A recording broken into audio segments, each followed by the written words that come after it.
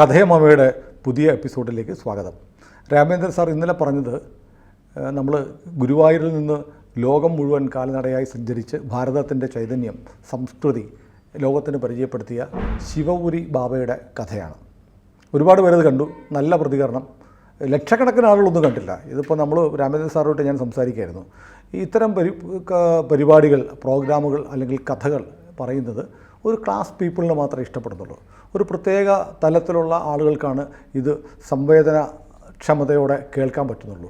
അപ്പോൾ അങ്ങനത്തെ ഒരു പീപ്പിളാണ് നമ്മൾ, അങ്ങനത്തെ ഒരു വിഭാഗം ആളുകളെയാണ് നമ്മൾ ഈ പരിപാടിയിൽ പ്രതീക്ഷിക്കുന്നത്. കാരണം രാഷ്ട്രീയവും അങ്ങനെ വിവാദ വിഷയങ്ങളും അല്ലല്ലോ നമ്മൾ സംസാരിക്കുന്നത്.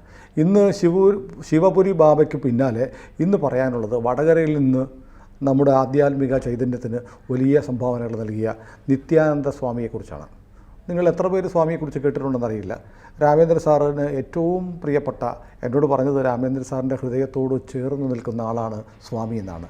നിത്യാനന്ദ സ്വാമിയെക്കുറിച്ച് നമുക്ക് രാമേന്ദ്ര സാർ പറയുന്നത് കേൾക്കാം. ഈ സ്വാമി നിത്യാനന്ദയെ പറ്റി എന്നോട് ആദ്യം പറയുന്നത് അങ്ങേക്കും അറിയാവുന്ന ഒരാളാണ്. കേരള കൗമുദിയുടെ എക്സിക്യൂട്ടീവ് എഡിറ്ററായിരുന്ന BC ജോജോ.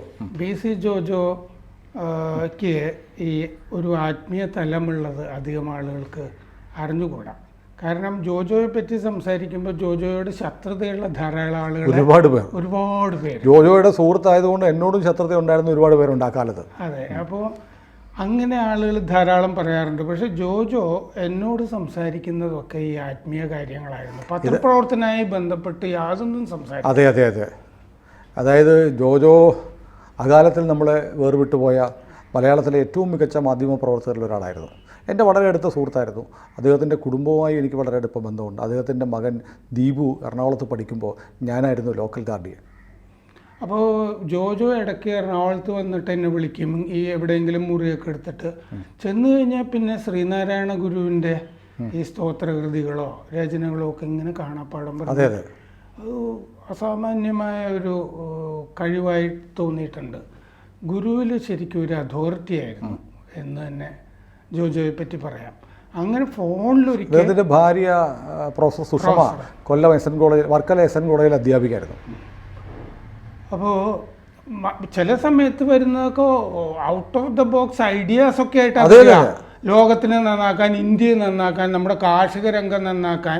ഇങ്ങനെ പാളത്തിൽ കൂടി നടക്കുമ്പോൾ ഒരു ആശയം തോന്നി, നിങ്ങൾ പോയി ഇത് മോദിയോട് പറയുമോ എന്നൊക്കെ ചോദിച്ചിട്ടൊക്കെ വരാറുണ്ട് ഇടയ്ക്ക്. അപ്പോൾ അങ്ങനെ ഒരു ദിവസം ഫോണിൽ സംസാരിച്ചു കൊണ്ടിരുന്നപ്പോൾ ഈ കായംകുളത്തെ തങ്കദാസ് എന്ന് പറഞ്ഞ വലിയ സിദ്ധികളുണ്ടായിരുന്ന ഒരാളെ പറ്റി സംസാരിച്ചു. നമ്മുടെ നാട്ടിൽ പ്രത്യേകിച്ച് കായംകുളത്ത് ഈ ജോജോ സംസാരിക്കുമ്പോൾ അതിന് 3 മാസം മുമ്പാണ് ഈ തങ്കദാസ് മരിച്ചു പോകുന്നത്. എന്നിട്ടും ഇത്രയും സിദ്ധികളുണ്ടായിരുന്ന ഒരു ആളിനെ, കായംകുളം നമ്മുടെ വീട്ടിൽ നിന്ന് ദൂരമൊന്നുമില്ല, കാണാൻ പറ്റിയില്ലല്ലോ എന്നുള്ളൊരു സങ്കടം. അത് ഇങ്ങനെ കുറേ ആളുകൾ. ഈ തങ്കദാസ് ഈ നിത്യാനന്ദയുടെ നേരിട്ടുള്ള ശിഷ്യനായിരുന്നു. അത് കഴിഞ്ഞ് ജോജോ പറഞ്ഞു, നിങ്ങൾ നിത്യചൈതന്യയുടെ ആത്മകഥ വായിച്ചിട്ടുള്ളതല്ലേ, അതിൽ നിത്യാനന്ദയെ പറ്റി, സ്വാമി നിത്യാനന്ദയെ പറ്റി പറഞ്ഞിട്ടുണ്ട് എന്ന് പറഞ്ഞ് പേജുകൾ എടുത്തു നോക്കിക്കഴിഞ്ഞപ്പോൾ കറക്റ്റാണ്. അതിൽ നിത്യചൈതന്യയുടെ യതിചരിതം മിക്കവാറും ആളുകളുടെ കയ്യിലുണ്ടാവും. അതിൽ 357, 359 പേജുകളിൽ ശരിക്കും വിസ്മയാവഹമായ ഒരു വിവരണം നിത്യാനന്ദയെ പറ്റിയുണ്ട്. അത് യതിയുടെ ജീവിതത്തിൽ 2 ദർശനങ്ങൾ, വിഷൻ എന്ന് പറയില്ലേ, നമ്മുടെ മുമ്പിലൊരു ദൈവിക ചൈതന്യം പ്രത്യക്ഷപ്പെടുക എന്നുള്ളത്, അങ്ങനെയുള്ള 2 ദർശനങ്ങൾ യതി ചരിതത്തിൽ ഡിസ്ക്രിപ്ഷനുള്ളത് നിത്യാനന്ദയുമായി ബന്ധപ്പെട്ടതാണ്. അതീന്ദ്രിയാനുഭവങ്ങൾ എന്നൊക്കെ പറയുന്നതൊക്കെ ശരിയാണോ എന്ന് യതി അന്വേഷിക്കുന്ന കാലത്താണ്. ഇതുപോലെ വലിയ സന്യാസിയൊന്നും അന്ന് യതി ആയിട്ടുണ്ടായിരുന്നില്ല. അങ്ങനെ അന്വേഷിക്കുന്ന സമയത്താണ് ആദ്യത്തെ ദർശനം. ദാദറിൽ ഉച്ചയൂണ് കഴിഞ്ഞിട്ടൊരു പഴയ കെട്ടിടത്തിലെ 3ാം നിലയിലെ മുറിയിൽ ഉച്ച കഴിഞ്ഞു ഒന്ന് കിടക്കാം എന്നൊക്കെ വിചാരിച്ചിരുന്നാണ്. എന്നിട്ട് പുറത്തേക്ക് നോക്കി ജനാലയിൽ കൂടി. അങ്ങനെ പുറത്തേക്ക് നോക്കുമ്പോൾ നല്ല കറുപ്പ് നിറം, തടിച്ച ശരീരം, അങ്ങനൊരു രൂപം ഈ ജനാലയുടെ പുറത്ത് വായുവിൽ ഇങ്ങനെ നിൽക്കുന്നത് നിത്യനിധി കണ്ടു. എന്നിട്ട് ഇത് വിഭ്രാന്തി ആയിക്കൂടെ, സ്ഥലജല വിഭ്രാന്തി, ഇങ്ങനെയാണ് ഒരു യാഥാർത്ഥ്യമുണ്ടാവുക എന്ന് വിചാരിച്ചിട്ട് യതി കൈയും കാലും മുഖവും കഴുകി. നമുക്ക് എന്തോ ഒരു വല്ലാത്തത് കണ്ടിട്ട് നമ്മൾ ഇത് ശരിയാണോ എന്ന് അറിയാനായിട്ട് വീണ്ടും മുഖമൊക്കെ കഴുകി നോക്കുന്നത് പോലെ കഴുകിയിട്ട് മുഖം തോർത്തുകൊണ്ട് തുടയ്ക്കാതെ ആ വെള്ളത്തോടുകൂടി വീണ്ടും ജനാലയിലേക്ക് അടുത്തേക്ക് ചെന്നു. അപ്പോൾ രൂപം യതിക്ക് അനുകൂലമായി ശരിക്ക് അഭിമുഖമായിട്ട് നിന്നു. എന്നിട്ട് യതി മുഖം അപ്പം ഇങ്ങനെ അമർത്തി തുടച്ചു. സ്വന്തം മുഖം നനഞ്ഞ മുഖമാണല്ലോ, നനഞ്ഞ മുഖം തുടച്ചു കഴിഞ്ഞിട്ട് സ്വന്തം ശരീരത്തിൽ ഇങ്ങനെ നുള്ളി നോക്കി, ഈ കാണുന്നത് ശരിയാണോ എന്നുള്ളൊരു സംശയം. അപ്പോൾ ഈ രൂപം, പുറത്തു നിന്ന് രൂപം സംസാരിച്ചു, എന്നെ കാണണോ, ഞാൻ ഒരാളെ അയക്കാം എന്ന് പറഞ്ഞു. 4 മണിവരെ അത് കഴിഞ്ഞിട്ട് ഈ ദർശനത്തിന് ശേഷം നിത്യനിധികൾ ഉറങ്ങി എഴുന്നേക്കുന്ന എന്താണെന്ന് വെച്ചാൽ വാതിലൊരു മുട്ട് കേട്ടു. മുട്ട് കേട്ടിട്ട് എഴുന്നേറ്റ് നോക്കിയപ്പോൾ പുറത്ത് ഒരു പാഴ്സി ആണെന്ന് തോന്നുന്ന ഒരാൾ നിൽക്കുന്നു. അപ്പോൾ അങ്ങേര് ചോദിച്ചു, നമുക്ക് വജ്രേശ്വരിയിൽ സ്വാമി നിത്യാനന്ദയെ കാണാൻ പോകണ്ടേ എന്ന് ചോദിച്ചു. അപ്പോൾ അടുത്ത ദിവസം രാവിലെ ഒരാൾ കാറുമായിട്ട് വന്നു ഈ വജ്രേശ്വരിയിലേക്ക് പോകാൻ നിത്യനിധിയുടെ എല്ലാം സെറ്റ് ചെയ്ത പോലെ വന്നു. എന്നിട്ട് ആശ്രമത്തിലേക്ക് ചെന്നു. ആശ്രമത്തിലേക്ക് ചെല്ലുമ്പോൾ അതുവരെ കണ്ടിട്ടില്ല ഈ രൂപത്തിനെ, ഈ പ്രത്യക്ഷപ്പെടുന്നത് വരെ ഇങ്ങനെ ഒരു രൂപത്തിനെ പറ്റി ഒരു ധാരണയില്ല. അവിടെ ആശ്രമത്തിൽ ചെല്ലുമ്പോൾ ടർപ്പോളിൻ കൊണ്ട് ഒരു ഷെഡ്, ആ ഷെഡിൻ്റെ താഴെ വീതിയുള്ള പലക ബെഞ്ച്, ആ പലക ബെഞ്ചിലിരിക്കുന്നു തലേന്ന് ഉച്ചയ്ക്ക് കണ്ട ആ രൂപം. ഈ ഇതിൽ കട്ടില് പലക ആ ബെഞ്ചിൽ നിൽക്കുകയാണ്. ആ കണ്ണുകൾക്ക് മുമ്പിൽ ഇത് എഴുതുകയാണ്, ആത്മാവ് നഗ്നമായതുപോലെ തോന്നി. അന്തേവാസി കൊണ്ടുവന്ന് കസേരയിൽ എതിയിരുന്നു. ഒരു അന്തേവാസി അകത്ത് നിന്ന് കസേര കൊണ്ടുവന്ന് എതിയിരുന്നു. ഒരു പാത്രം നിറയെ പൊളിച്ച ഓറഞ്ചും തൊലി കളഞ്ഞ വാഴപ്പഴവും മുന്തിരിങ്ങയും അകത്തുനിന്ന് കൊണ്ടുവന്നു. ഒരു വലിയ ഗ്ലാസ്സിൽ ചൂട് പാല് കൊണ്ടുവന്നു. ഇത് മുഴുവൻ കഴിച്ചു, പാല് കുടിച്ചു. സ്വാമിജി ഒന്നും പറയുന്നിരുന്നില്ല. ഈ നിത്യാനന്ദ ചില ശബ്ദങ്ങൾ പാലിൽ നിന്നൊക്കെ പുറപ്പെടുവിക്കുന്നുണ്ട്, ഒന്നും വാചകമായിട്ട് പറയുന്നില്ല. എന്നിട്ട് അന്നത്തെ കാഴ്ച അങ്ങനെ കഴിഞ്ഞു. അത് കഴിഞ്ഞ് സ്വാമിജി സമാധിയാകുന്നതിന് 3 മാസം മുമ്പ് വീണ്ടും ഒരു അപരിചിതൻ വന്നു, യതിയെ കൊണ്ടുപോയി. 2ാമത്തെ കാഴ്ച. അന്നും ഒന്നും പറഞ്ഞില്ല ഈ സ്വാമിജി. ഈ 2 കാഴ്ചകൾ നിത്യനിധിയുടെ പുസ്തകത്തിൽ, ആത്മകഥയിൽ 357, 359 പുസ്തകങ്ങളിലുണ്ട്. ഇദ്ദേഹം കൊയിലാണ്ടി തൂണേരിയിൽ ഒരു അനാഥനായിട്ടാണ്. എവിടെ പോയാണ് യതി കണ്ടത്? യതി കാണുന്നത് വജ്രേശ്വരി എന്ന് പറഞ്ഞ സ്ഥലത്താണ്. അത് ഗണേശ്പുരി എന്ന് പറഞ്ഞ സ്ഥലമാണ്, താനെ ജില്ലയിൽ, മഹാരാഷ്ട്രയിൽ. എന്നോട് ഈ ജോജോ ഈ ഇദ്ദേഹത്തിനെ പറ്റി സംസാരിച്ച ശേഷം ഇദ്ദേഹത്തിൻ്റെ സായിപ്പന്മാരായ റൂഡി എന്ന് പറഞ്ഞ ശിഷ്യന്മാർ പുസ്തകമൊക്കെ എഴുതിയിട്ടുണ്ട് ഇദ്ദേഹത്തിനെ പറ്റി. വലിയ സിദ്ധികളുള്ള ഒരാളായിരുന്നു ഈ നിത്യാനന്ദ. അപ്പോൾ ജോജോ പറഞ്ഞ ശേഷം ഞാൻ സാധാരണ ആനന്ദാശ്രമത്തിൽ പോകും, കാഞ്ഞങ്ങാട്. അപ്പോൾ ആനന്ദാശ്രമത്തിൽ പോകുമ്പോൾ പക്ഷേ അവിടെ ഈ നിത്യാനന്ദാശ്രമം ഉള്ളത് നമുക്ക് അറിയില്ലായിരുന്നു ആ കാലത്ത്. ജോജോ പറഞ്ഞ ശേഷമാണ് നിത്യാനന്ദാശ്രമം കൂടി ഉള്ളത് അറിയുന്നത്. അത് കഴിഞ്ഞ് ഞാൻ നിത്യാനന്ദാശ്രമത്തിൽ പോകുന്നു. കല്ലൊക്കെ ഇട്ട വഴിയാണ്. അത് വലിയ റിച്ച്നെസ് ഒന്നും അവിടെ കാണുന്നില്ല. ഒരു ക്ഷേത്രമുണ്ട്, നിത്യാനന്ദ ക്ഷേത്രമുണ്ട്. അവിടെയാണ് അദ്ദേഹം ആദ്യം തപസ്സൊക്കെ ചെയ്തിരുന്നത്, വീട് വിട്ടു പോയ ശേഷം. ഈ കൊയിലാണ്ടി തൂണേരിയിൽ നിന്ന് 10 വയസ്സുള്ളപ്പോൾ എനിക്കിപ്പോൾ പോകണം എന്ന് പറഞ്ഞ് പോയ ആളാണ്. അത് കഴിഞ്ഞ് ഈ കാഞ്ഞങ്ങാട് ചെന്ന ശേഷം അവിടെ തപസ് ചെയ്യുന്ന കാലത്തൊരു ഉറവ പൊട്ടിപ്പുറപ്പെട്ടതായിട്ട്, അത് എപ്പോഴും ഈ ഉറവയായിട്ട് നമുക്ക് കാണാം. അത് തൂണേരിയിലോ അല്ല, ഈ കാഞ്ഞങ്ങാട് സ്ഥലത്ത്. തൂണേരിന്ന് പോകുമ്പോൾ 10 വയസ്സേ ഉള്ളൂ.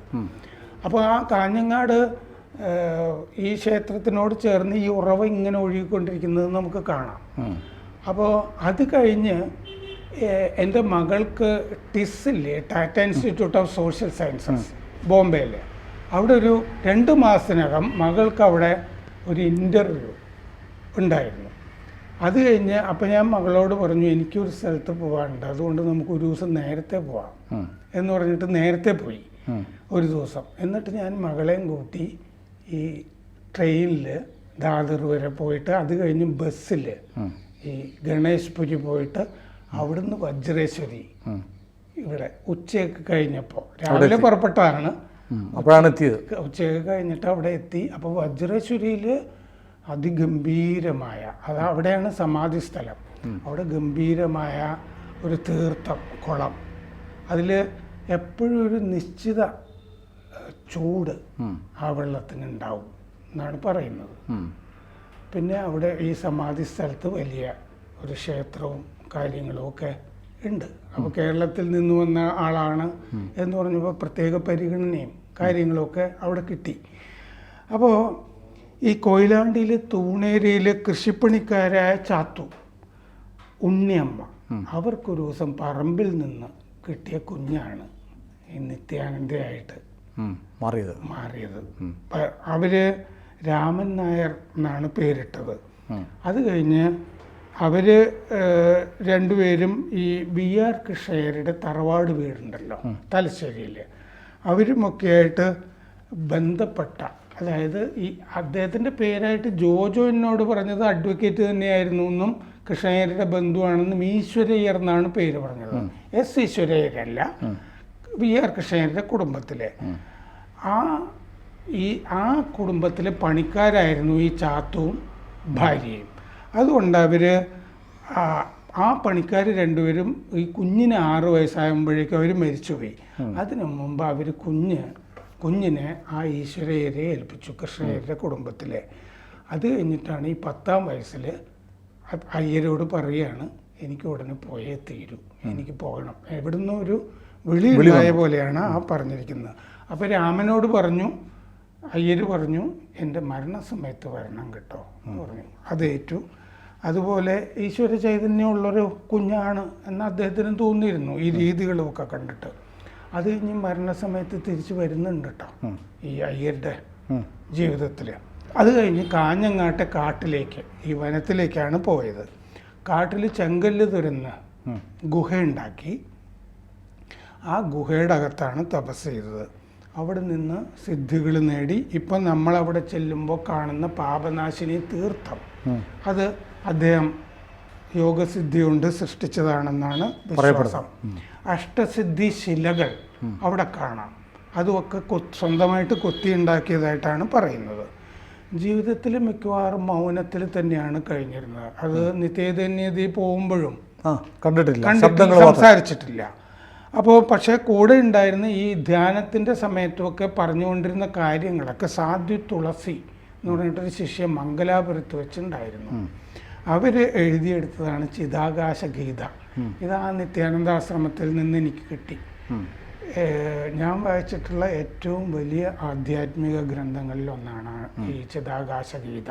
ശരിക്കും അദ്വൈതം കാച്ചി കുറുക്കി വെച്ചിരിക്കുകയാണ്. ഒരു 150 പേജോളേ വരുള്ളൂ. 1972 അത് ആദ്യം വരുന്നത് കന്നഡയിലാണ്. ഇപ്പോൾ ഇംഗ്ലീഷിലും മലയാളത്തിലും ഒക്കെ ഉണ്ട്. ആ അയ്യരുടെ മരണസമയത്ത് വീട്ടിൽ നിത്യാനന്ദ എത്തി. അത് കഴിഞ്ഞ് ശിഷ്ടകാലം ഈ മഹാരാഷ്ട്രയിലെ വിരാറിനടുത്ത് വജ്രേശ്വരിക്ക് തന്നെയാണ് ഗണേഷ്പുരി എന്നും പറയുന്നത്. എങ്ങനെയോ സഞ്ചരിച്ച് അവിടെ എത്തി, കാഞ്ഞങ്ങാട് അവിടെ കൂടി. അത് കഴിഞ്ഞ് നിത്യാനന്ദയെ പറ്റി ഉള്ള കുറേ വിവരങ്ങൾ നമ്മൾ വായിക്കുന്നത് ഈ നിത്യചൈതന്യ യതിയുടെ ഈ കഥയിലാണ്. നേരത്തെ ഞാൻ ഈ കായംകുളത്ത് തങ്കദാസ് എൻ്റെ കാര്യം പറഞ്ഞല്ലോ, ചേരാവള്ളി 1-ാം മൈലിലാണ് താമസിച്ചിരുന്നത്. ഈ തങ്കദാസിനെ പറ്റി എന്നോട് ധാരാളം സംസാരിക്കുന്ന ഒരാൾ ഡോക്ടർ ആർ ഗോപിമണി ശാസ്ത്രജ്ഞനൊക്കെയാണല്ലോ. പണ്ട് മാർക്സിസ്റ്റും ഒക്കെ ആയിരുന്നു അദ്ദേഹം. പിന്നീട് ഈ എഴുത്തുകാരനുമാണ്.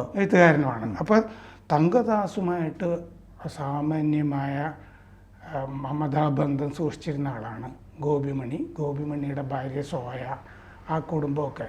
പിന്നെ തങ്കദാസുമായിട്ട് വലിയ ബന്ധം ഉണ്ടായിരുന്ന ഒരാളാണ് ജഡ്ജിയായിരുന്ന സിരി ജഗൻ. അദ്ദേഹം ഈ കൊല്ലംകാരനാണ്. അതെ, ശരിക്കും സിരി ജഗൻ എന്നാണ് പറയുന്നത്. കാരണം എന്താണെന്ന് വെച്ചാൽ സിരി എന്ന് പറഞ്ഞാൽ ബലരാമനാണ്. അപ്പോൾ സിരി ജഗൻ എന്നാണ് എല്ലാവരും പറയാ. അതെ, വയനാട്ടുകാരനാണ്. അതെ, അത് തന്നെ ജോജോയുടെ ഒക്കെ ബന്ധുവാണ്. അതെ. അപ്പോൾ ധ്യാന ഭൂമിക എന്ന് പറഞ്ഞിട്ട് ആർ ഗോപിമണി തിരുവനന്തപുരത്ത് കൊണ്ടുപോയിട്ട് ഈ ചില സദസ്സിലൊക്കെ ഇങ്ങനെ സംസാരിപ്പിക്കുമായിരുന്നു തങ്കദാസിനെ കൊണ്ട്. അങ്ങനെ തങ്കദാസ് പറയുന്നതൊക്കെ റെക്കോർഡ് ചെയ്ത് എഴുതിയിട്ട് ധ്യാന ഭൂമിക എന്ന് പറഞ്ഞൊരു പുസ്തകം ഈ ഗോപിമണി ഇറക്കിയിട്ടുണ്ട്. അതും വായിക്കേണ്ട പുസ്തകമാണ്.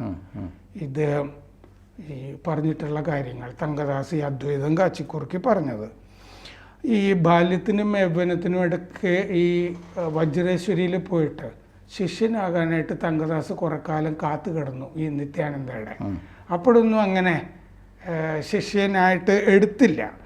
പിന്നെ 16 വർഷം ഈ തങ്കപ്പൻ എന്നാണ് അന്ന് പേര് കഴിഞ്ഞു. അത് അവിടെ വെച്ചിട്ട് വാരാണസിയിൽ നിന്നുള്ള സംസ്കൃത പണ്ഡിതന്മാരിൽ നിന്ന് വേദമൊക്കെ തങ്കദാസ് അഭ്യസിക്കുന്നുണ്ട്. 16 വർഷമായി കഴിഞ്ഞപ്പോൾ തങ്കദാസിനോട് നിത്യാനന്ദ പറഞ്ഞു, തങ്കപ്പ, നീ സന്യാസി ആയാലും നാട്ടുകാർ തല്ലിക്കൊല്ലും. നിന്റെ സ്വഭാവം കയ്യിലിരിപ്പ് ശരിയല്ല. നിന്റെ അച്ഛനിപ്പോൾ ജയിലിൽ നിന്ന് പുറത്തു വന്നിട്ടുണ്ട്. ഏതോ കൊലക്കേസിൽ ജീവപര്യന്തം കിട്ടി ജയിലിലായിരുന്നു, പുറത്തു വന്നിട്ടുണ്ട്.